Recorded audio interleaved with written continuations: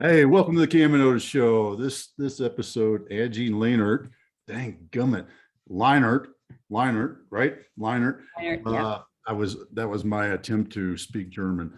Angie Lienert of Intelligences. Man, remember that cup of coffee I mentioned earlier? Woo, yeah. Need to oil up the tongue a little bit. Is joining us today, and it's great to have you here, Angie. We were just talking about the beautiful trees in the background. For those of you listening to us on the radio, you just have to imagine that she's got some gorgeous trees in the background that are going to be really pretty in a week or two as they change. Angie, great to have you. Thank you. Great to be here. Hey, I'm curious. I've walked the walk in the government contracting space, and I got a lot of friends that I served with that did it. And what drove you to go from being employee with some of the bigs in the industry, if you will, to saying, I could do this better than anybody else. I'm starting my own. What was the catalyst? So I think it's just that it's having those experience in those other companies and really trying to take care of the mission has always been the most important thing for me since the time I was in the Air Force, which is why I stayed kind of in this sector so that I could continue to support that mission. But just working with other companies, it seemed as though as I would advance kind of in the ranks, that I would get further away from the mission and further away from my team. And those were really the things that drove me. So after multiple experiences, I realized that, I think that there's a way to actually stay in touch with your customer, support the mission, and take care of your people. But really the only way I'm going to be able to do that is to do it myself. So I decided, let's go ahead and step off this cliff and see how far down we're going to fall. You're still falling because your company's doing really well, which is that. I think we got to change that analogy though. Of you ain't falling, you're going this way, you're going up. So I'm not sure the leap. There we go. We'll just call it a leap, and you're still going up. Yeah. No, that works. That's but it's one of the things when you go to start a business, because there's so many things that you don't know. There's so many things that are out of your control. And I mean, it's kind of like waiting to have children, right? Until everything is perfect. I mean, it's never perfect. So it's just sometimes you just have to say, okay, I'm just going to close my eyes and jump, and, we're going to do the best we can and go from there. Just work hard and try to remember all the reasons that we decided to go this direction and do the best we can. I'm really curious because I think that what you're talking about, noticing inside the industry there of, as you get further up in the ranks and you get further away from the mission, I think that's something that's really common. I mean, I've experienced this in agriculture. One of the coolest things is being around the plants. My fiance with Big Brothers, Big Sisters, one of the coolest things is being around the kids. The further up you are, the less you get to do those type of things. So with your company, how have you worked to kind of keep that mission a little bit closer to people, even as they go further up in the ranks? Well, one of the things, so it's a great question. One of the things that I noticed as I was going those ranks is that people just cared more about the bottom line and, well, how can we grow this, and let's make more money, and let's do this. And everything was just to generate more revenue. Right. And we are a for-profit business, so I can understand and appreciate that too. But for us, it's always been, again, about the mission, about protecting the warfighter and feeling good at the end of the day, no matter how many hours we had to put in, that we actually made a difference and we were able to do something positive. So in keeping with that theme in our core values is that's what we're there for. That's what we care about, and making sure that the work that we choose to go after aligns nicely with our core values. We've been able to do that quite well. So I'm not interested in selling my soul to be a billionaire or something like that. That's not why we started this. We really started it so that we could continue to work with some great people, continue to do some really strong missions, to really be able to impact them, improve them, to make a profit, to be able to, take care of our kids and send them to school or whatever we want to be able to do, take vacations, whatever we want to do to enjoy life, but always have that common thread in everything that we do. So I often say that we turn down more work than we accept, because it really has to fit in with what we want to do. So we've been able to navigate that quite well. How has that impacted your team? Like, what kind of impact have you seen on them, or the company morale and that type of thing? Well, I think that it reinforces why people make the decision to kind of come to us and work with us, because they know that we do care about the mission. And over 70% of my 150 employees are veterans, right? So they can appreciate that. They know that people, we're looking out for them, where we were when they were in uniform, and now we're looking out for kind of what that next generation is, and or protecting our critical infrastructure for our nation's security. So it's the same type of culture that they're kind of used to, that family kind of team group. Somebody cares about you. You're not a number. You don't have to call a help desk. I'm, my employee 5516, and this is my problem. I mean, we know who you are. We know something about you. We know your family, and we care. And we want to make sure that we're helping you to get to whatever it is that you want to do in your career, while making sure that we're taking care of the people that are taking care of us. What's that sense of service? I always reference a good buddy of mine that he always said, I used to make fun of him because it just sounded so corny, but he said, Otis, the regiment still needs me. What is that sense of service that you have that's kept you in that space? I mean, where did that, what's the origin of it, I guess, is really what I'm asking. I would say the origin is probably from my father. So he was in the Army. He was a Vietnam vet. He was a MP and a door gunner. And then after he did his active duty, he went into the reservist, and then he was a state policeman for 30 years. So I've just, I guess, brought up in kind of that culture, and it was always really important to me. It was very patriotic.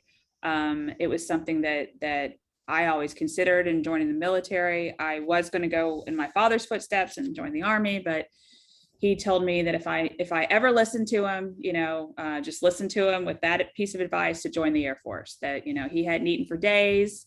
And when he was in Vietnam, they came across an Air Force base, and they walked in, and they asked him how he wanted his hamburger cooked. And he said, he said a very colorful language I won't say here, but he said he knew right then and there that he made the wrong choice. So he told me to go Air Force, and I did.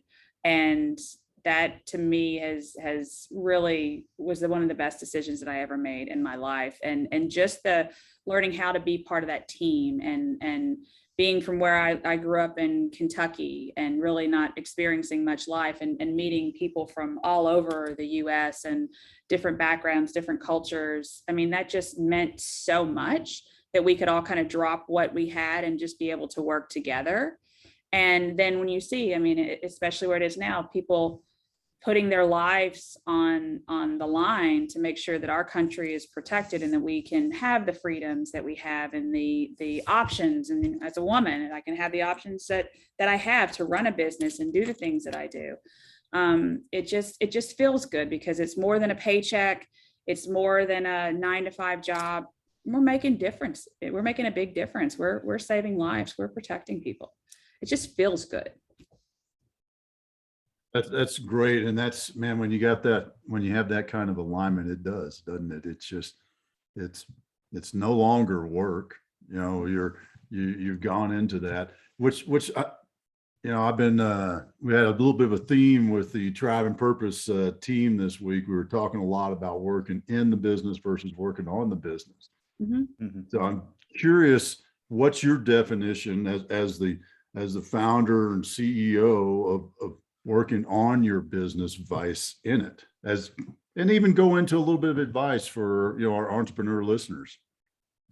So I think with that, it's really making sure that, kind of what I mentioned before, the work that we're going after aligns with our core values, the different charities that we support, the benefits that we have in place, really making sure that you understand what that message is, what we stand for, what we care about, and then making sure that everything kind of aligns nicely with that. And then as well as the messaging that we're putting out from marketing on social media, the communication to our employees. I mean, it's the whole picture. Making sure that everybody kind of understands what we stand for and what we care about. And as far as other advice, I think to entrepreneurs, I think that's important because we get asked to do a lot of things all the time, right? And even though these are some great opportunities and great communities, whether it's charitable or work, whatever it is, you can't do it all. So making sure that you prioritize and understand what it is that you stand for and what those core values are, and then the choices that you make, how they directly align to them, I think is really important.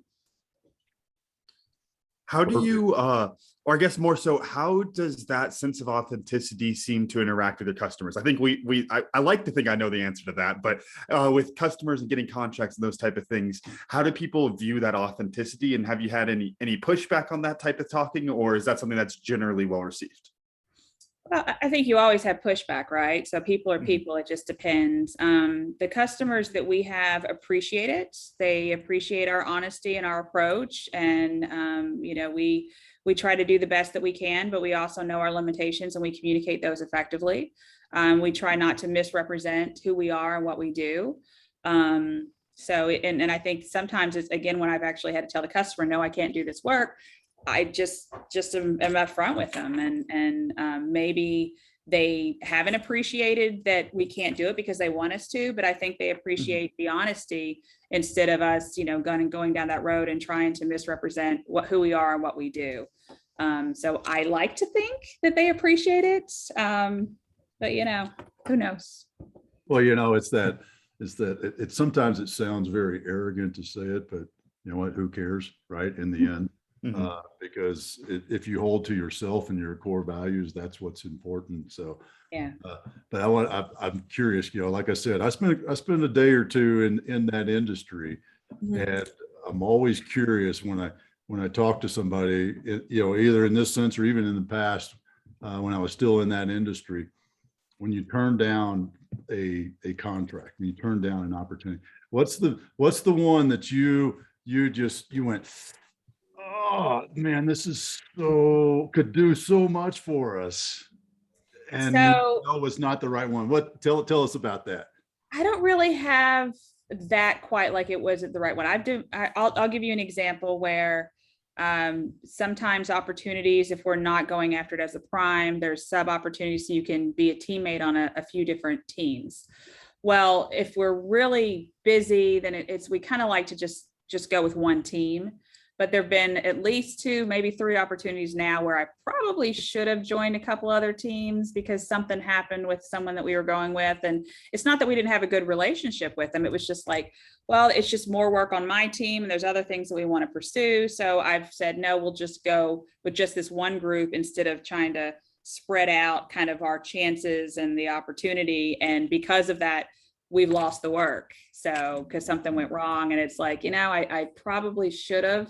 I was just talking about this last night. I was like, I probably should have listened to this other person, this other company, and just gone ahead and worked with them a little bit because it would have been better for us in the long run. But that was a decision that I made at the time. So try to learn from that and move forward, right? But I have repeated that one, so I've not gotten good at it yet. So I'll get there. I'm curious then, doing a little bit of thinking on it, then how can you, looking back on those type of moments, try to learn that lesson now, just so we can pass this on to, entrepreneurs listening? I think when you go through the stories like that and you can see key moments where the decision could have been made slightly better, those type of things, it's a lot easier to, sell those anecdotes into other entrepreneurs and to get the real impact for them.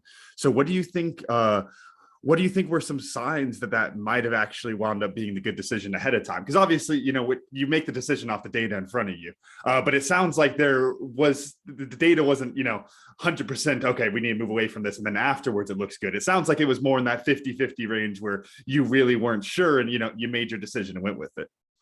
Well, so one of them specifically was a multi-award, right? So I felt that just by supporting one company as a multi-award, they'll probably get, the team that we're on is probably going to get one of the awards and we're going to have access to the work. Where had I have prioritized that work and said multi-award or not, this is something that we really need to be part of. So I need to go ahead, and even though it's going to take a little bit more effort, initially we need to hedge our bets on this one and at least join a couple different teams and not just rely on the multi-award. And that's what I should have done. And then it's really just determining how important is that work. If that work was pretty important, it was, then I probably should have joined more teams and put that initial kind of effort up front to make sure that we were successful on the back end. And I didn't do that. And so now I don't have access to that vehicle to do some of that work that I would really like to be doing right now. Something else you mentioned I thought is interesting is loyalty. Mhm. And we get that loyalty, and you mentioned with your dad and that sense of service, but when you're in the military, you really get it instilled into you, the loyalty to your unit, the guys and gals to your left and right sort of thing. And then it carries into your life.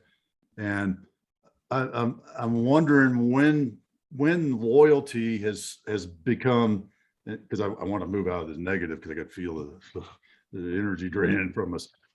When loyalty has been the right thing, and it's like, yes, I knew by being, trusting them or holding on to this was the right decision. So I always think that loyalty, I mean, it's obviously very strong sense with me and everything that I do. I'm trying to think of a good example for work that we've done. I think the only thing I can say with that is it's not just been one team or one group, but the loyalty is important more just on the business relationships that we have, right? And I look at that loyalty as sometimes I'm going to be a partner with somebody and sometimes I'm going to be their competitor.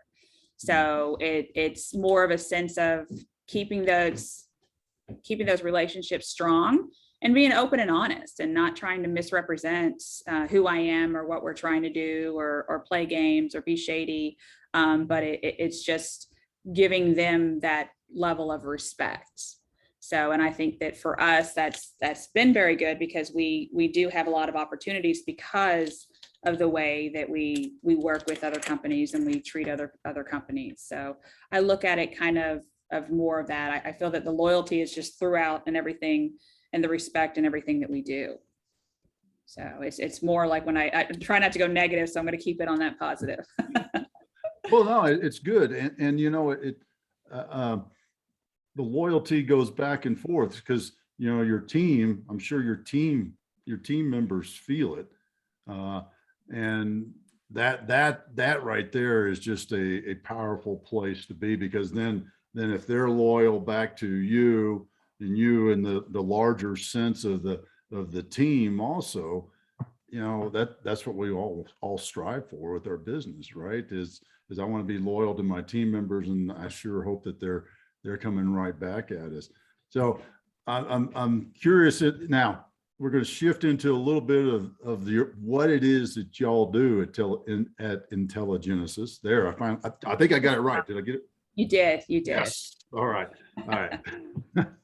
Whew. All right. That's Yeah. one time. I'll just replay that little snip sound bit every time I get it. But You're batted 500. I know. Yeah, that's Hall of Fame for baseball right there. My standards are pretty low. But what I want to know is what do you see going on in the cybersecurity world, like next, not next year, but I'm talking like 5 years, because you see stuff, Elon Musk out there saying AI is bad, we're all going to die. He probably didn't say that exactly, but Terminator and stuff like that. So what are you doing, and what do you see going on in the cybersecurity world in from your point of view? So from our point of view, we just invested in an office space adjacent to us. So another 8,000 square feet that we're building out that'll be open next month to be able to have a cyber physical kind of lab. And so our lab's going to have 3 different areas. We're going to do cyber physical. So that's where we're actually going to be able to get on networks, where we're manipulating and just disrupting different network kind of communications operations for industrial control systems, critical infrastructure, things like that we're interested in. We're also going to have an OCO DCO side, so offensive cyber operations and defensive cyber operations. And that's in a lot of the areas that we're in now. And again, that'll tie nicely for the critical infrastructure, but other kind of components and other things that we're seeing in the cybersecurity space. And then we're going to have kind of a deep learning area where we are doing more of the AI and the ML and the data science. So some of the big things that we're working on are really more on the data science side of the house and being able to understand the data that's coming out of the network and all of these different devices now, everything that we have that's smart, that connects to the internet, that gives off the data, really being able to understand that, to do some predictive analysis and association on that. And that's kind of where we are taking our time and our energy.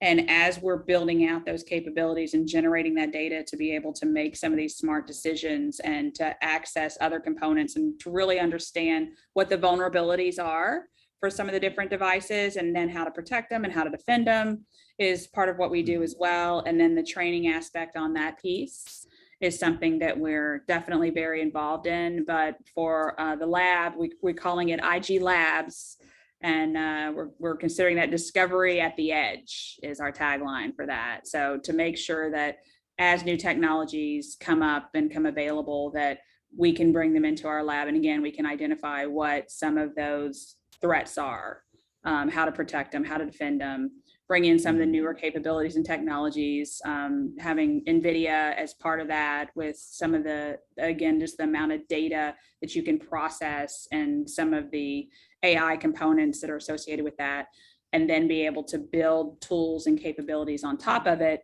And then we want to have one aspect too, where we can also be kind of an incubator. So we can bring in other, talented people, their ideas, have access to some of our equipment and some of the mentoring that we have here, and to see what are some of those next kind of capabilities that need to be developed to protect and defend and move forward with some of the cybersecurity aspects. Yeah, one specific area that I know has been in the news a little bit more recently, and I'm sure it's one of those things that you probably were reading about this 3 years ago. I'm reading about it this year type thing, but of the hackers and the ransomware and that type of thing, funneling the money through cryptocurrencies and all that kind of stuff. And I've been reading some into the ways that they're looking to lock down on that kind of thing. I would love it if you could just touch a little bit on the future of what that's looking like. If that's something that is going to be like you just pass the law and regulate it, and now they can't get their money through Bitcoin and it's solves the problem magically. What are we really looking at here in a little bit of layman's terms, with some tech stuff still in there, of course? So I wish I could give you an answer. I cannot help you on what the future that looks like. I mean, obviously some of the regulations, some of the things that we're going to be doing on some of the mining and on our end as well. But I can't really, unfortunately, I can't speak to that. And sorry. That's all right. Yeah, she's demonstrating what we were talking about earlier, not going outside the boundaries of what's valuable or what her values and business values are. There you go. I appreciate that. I'm curious, what's a lesson from your Air Force time that you've retained? That one thing is like, man, you go back to time and time again in business, and even before you started your business. I think it's teamwork. I really, really do. I mean, I think that just understanding and learning how to work within a team and building that culture is very important. And when, one of the most important roles that I have is setting that standard, maintaining that standard, and making sure that the people that I hire are fit into that culture. And if they don't, I have to make sure that I'm making the decision to not impact negatively the rest of the team by allowing a lower standard to somehow start. So it's really the teamwork, and that we're all in it together. We all roll up our sleeves, we get the work done. If I'm not willing to do something, if I haven't done it in my past, or I'm not willing to do something, I'm not willing to ask someone else to do it. So those are some of the things that have been important to me. Now, that doesn't mean I like everything that I do. And, I'll gladly say I'm glad that there's, somebody that likes to do this other thing as their profession, because I don't. I'll do it where necessary, but that's been really important to me. How about, man, I just lost it. No, it was that, nope, I did lose it. Camden, help me out here. I lost that question that I had. No problem. I had something I had started and I kind of wanted to circle back around. And so we were talking about in terms of entrepreneurship, Angie, I think you made the reference to parenthood also, of just like this idea of like never really being ready for it. And it kind of just hits you like that. So I'm curious, what are some lessons that you learned in that like first like 6 months to a year in the entrepreneurship journey that are just like eye-opening, that have changed your life since then as far as the business goes? Sure. So I'm going to write a book one day, but I'll give you kind of the Reader's Just Digest. give us the tagline. Yeah. Yeah. So one of the hardest lessons that I learned, it goes to the trust, right? Because I'm very kind of trusting, open person and loyal, and is really just because you think you know somebody and you want to start a business with them doesn't mean that you necessarily know them. And regardless, you need to make sure that you have all the paperwork in order. So I think that's really been an important thing to make sure that you negotiate ahead of time. You know who you're going into business with, because things change. I mean, you may have worked with somebody for a number of years, but becoming a business partner, things change. And I had some very messy lessons that have come out of that. And it's really prevented me from just jumping in on a lot of different opportunities, because you just don't know.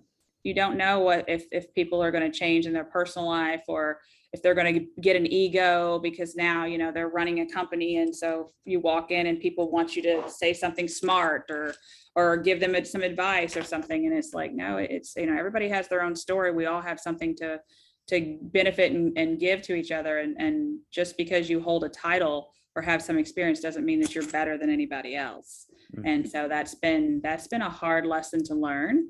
So now I make sure that I read everything, and if I don't like something, I feel comfortable saying, no, this is not okay. And we're going to have to work on these terms, or I'm not willing to enter into whatever this business relationship is going to be. So I'm just laughing because it just reminds me of Ronald Reagan, the trust but verify. Yeah. I mean, it's true. It's so true. And I've said this 1,000 times probably to entrepreneurs I've mentored and coached is yeah, that guy's your best friend. Therefore you ought to write it down. Yeah. It'll make what you write down a lot easier, because you never know. Really, I mean, we all believe we're not the ones that are going to change, but maybe we are the ones changing and we just don't know it. And that's great advice. And I thought of my question too while we were talking about Oh, good. and what it is, it's kind of in that same lines of culture is so important to an organization. And you've mentioned loyalty and trust in your organization. How did you create the culture in your organization? Was it you sat up one night, wrote a few things down, or what? How did you get there? Well, so we started with putting the benefits together. The benefits package was based on what we thought was important and experiences that my husband and I had working for other contractors. For example, to be able to do technical training. He was a network engineer, but his company wouldn't actually pay for him to have any technical training, which is crazy because you need that to keep your skills strong, and the customer needs it. So little things like that we kind of rolled in. And then as a veteran, I had my GI Bill, and I used that to complete my master's. And the company that I worked for at the time said, well, you don't have access to our education benefits because you have the GI Bill. And I thought, well, I earned my GI Bill. That's an entitlement that I earned, but this is your benefit. So that's one of the things, like we allow to double dip. I mean, if you've earned something, you have an entitlement for somewhere else, then absolutely we won't take that away. So we started with the benefits to kind of put those in place and then be able to think about the events. And I mean, it's evolved over the years, right? And what's important to employees, and asking them what's important to you, family, time off, career growth is important, and feeling valued, and doing something important, feeling like your work has a positive impact on something is bigger than just you. So those are all things that we check in with our employees on a regular basis and make sure that we're doing what we think that we're supposed to be doing, as well as monitoring competition and seeing what's going out there. And then the other part of understanding, which charities to support. Once you have those kind of core values, then it's like you can't support everything. So how are we going to go about for the things that we do want to support, and how are we going to be able to consistently and effectively communicate that message? And so that's just what we've done over the past several years, and always maintain that ability to be fair and consistent, so that whenever we go to do something, I'll say, well, what did we do before? Well, how did we do it this way? So okay. And if we have to change for, regulatory reasons, or we've grown or something, then we talk about that too. So that's been really important to us. I'm really curious, because I think when we talk about culture a lot, there is like you said, Dad, of, writing it out and getting those things written down. And then people always talk about modeling the values and modeling the culture. It starts at the top. If you show the culture, it's like if the CEO shows up in a tie, other people start wearing a tie, that type of thing. And I'm really curious, though, how have you either needed to, or maybe you didn't even need to, systemize that actual culture? Because I think there's like another step to it. People talk about the modeling, but you have 150 employees. They're not all going to see you every day to be able to pick up on all those type of values and cultural habits. So how do you systemize that for your entire staff, especially as you're looking to expand too? So I think effective communication and frequent communication is definitely important. So that's one of the things that I feel that we're really good at. We do a monthly newsletter. So that allows us to talk about different things that are going on in the company, get our messaging out. We do regular kind of social events here in Maryland and at some of the other sites.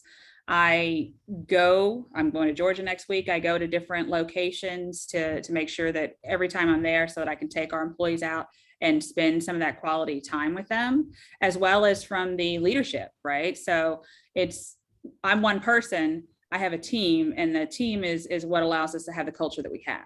So making sure that impart and mentor those values, and we have conversations, and we have documented processes and continuity binders from my Air Force days to what it is that we do and how the processes are going to flow, and then how we treat our employees and how we're going to approach different things, and what's important and what our values are here. So those are all things that we've done on a regular basis. And, I've kissed a few toads, right? So I haven't always got it right.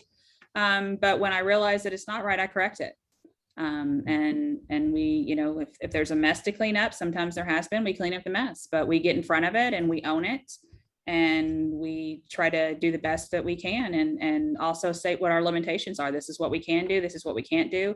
And I like to ask why a lot, so I can understand. And so I also try to explain those things to our employees and to leadership. This is why we do it. And I also make sure that within our leadership team that I don't like people that, just tell me yes all the time. That's annoying, because I know that there's, I'm good at some things, but not at everything.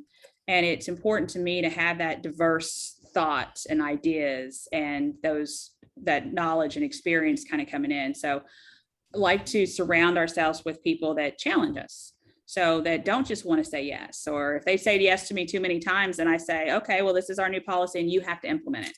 And then they'll be like, oh, wait, what? Wait, no, we thought you were going to do it. No. So, you have to be comfortable with also going out and saying, this is the way that we're doing things. And if you're not, we need to talk about it. Because if you're not, then that means somebody else somewhere isn't, and they may have the same feeling. So we need to make sure that we understand why we're doing what we're doing and that we feel good about it. So sorry if that was a long-winded answer. But it was a great long-winded answer. a lot of good nuggets in there about Yeah.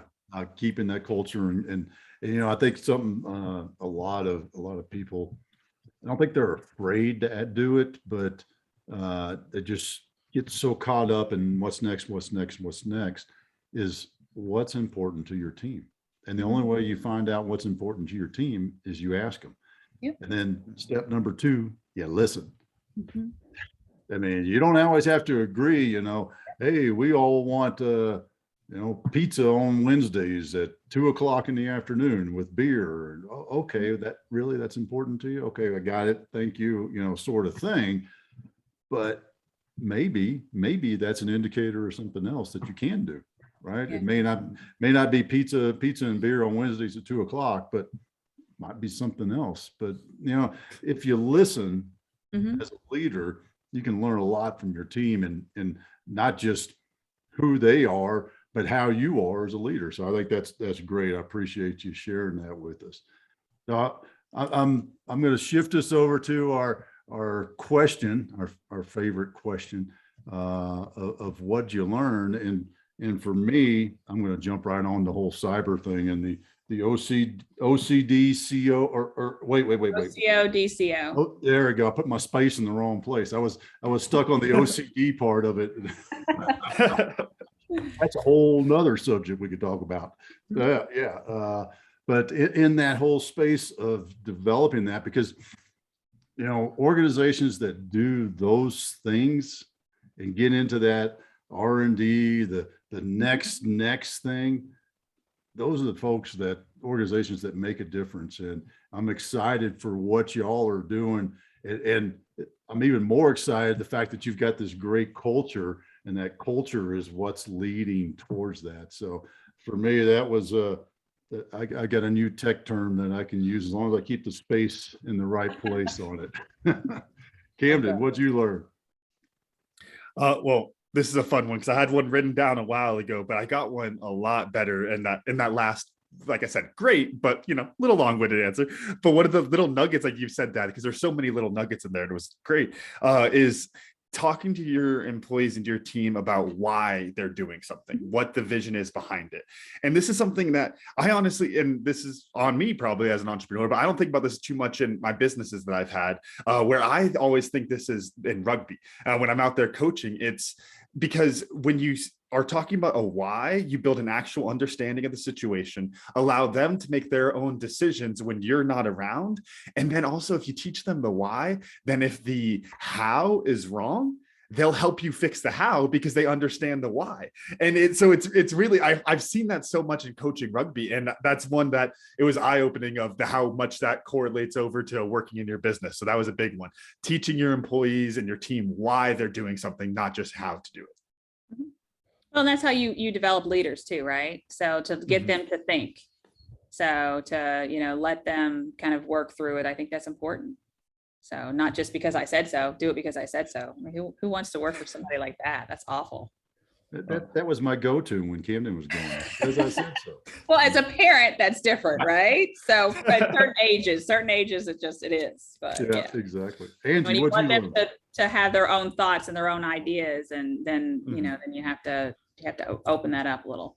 Yeah. What'd you learn, Angie? Oh my gosh. I learned that I need to be able to have a better technical vision for Camden for the next time I speak to him, so that I can, definitely Elon Musk would be much better at that than I am. That I'm not, I have some technical abilities, but I have much smarter people that work for me that would probably tell you all kinds of great stuff. Well, yeah. I'll let you in on a secret, Angie. I don't know much tech stuff. I can just ask vague questions, and then usually I go, oh wow, that sounds interesting. And that's all that is. Yeah. I probably wouldn't have known any of the words you were using if you did answer that question. That's awesome. So. Angie, how can folks get in touch with you, stay up to date on what's going on with the Intelli Genesis and that sort of stuff? Definitely check us out on social media. LinkedIn is probably the best place for us. I feel like that's where you put a lot of the business things that are, going on. And you can follow IG Labs, follow Intelli Genesis, or you can, follow me. So, and I always welcome feedback, ideas, suggestions. So that's the only way we can learn, right? That's right. That's right. Great. I appreciate it. And thank you. Thank you for carving some time out of your day today just to hang out with us. We really appreciate it. Thank you. Camden, run us out. All right. Thank y'all for listening to today's show. Special thanks to our guest, Angie Lienert, for joining us today, and our sponsor, Tribe and Purpose. Find your purpose, build your tribe. You can check out our recent episodes of the Cam and Otis Show on Spotify, Apple Podcasts, wherever you get your podcasts, and check out a full archive at thecamandotishow.buzzsprout.com. The Cam and Otis Show is on Facebook, Instagram, and Twitter. Thanks again, and we'll see y'all next week.